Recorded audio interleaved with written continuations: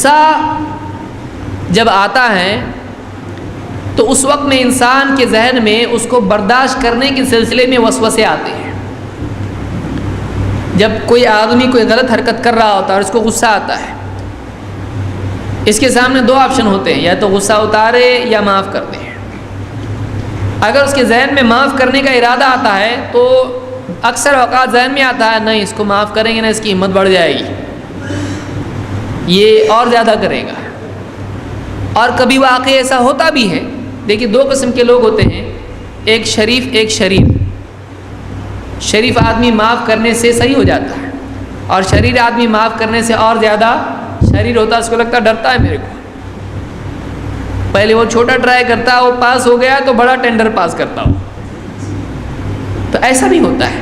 اب یہ سمجھدار آدمی ہے، دیکھے کہ کون سا معاملہ کیس کون سا ہے، مطلب یہ ڈاکٹر کا کیس ہے کہ جن کا کیس ہے، دونوں میں سے دیکھنا چاہیے کیا مسئلہ ہے یہاں پر، اس حساب سے وہ اس کو ڈیل کرے، کیا کرنا چاہیے۔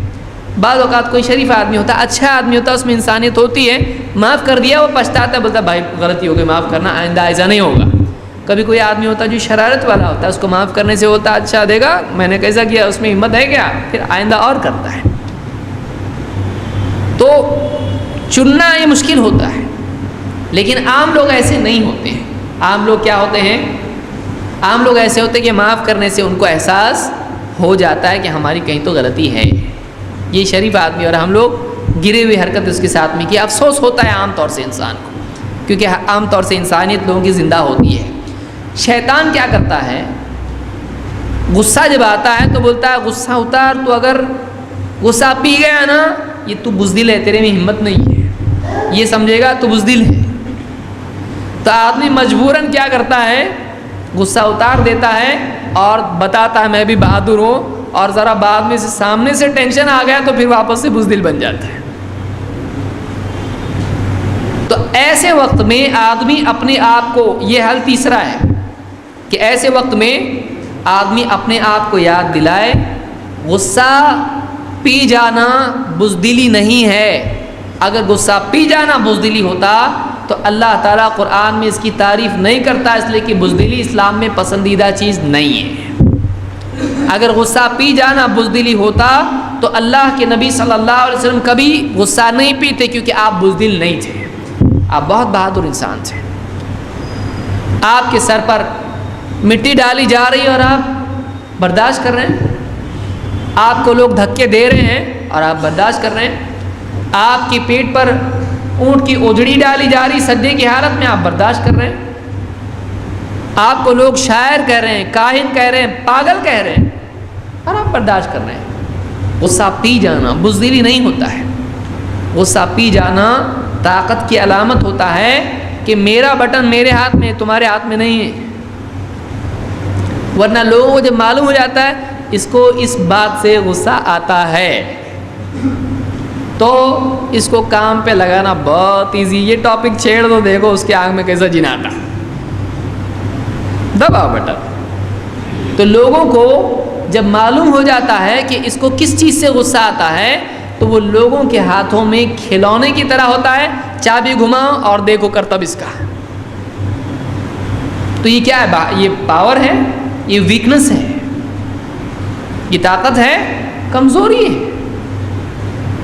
جو آدمی اپنے اوپر قابو نہیں پا سکتا وہ کسی اور پر کیا قابو پائے گا؟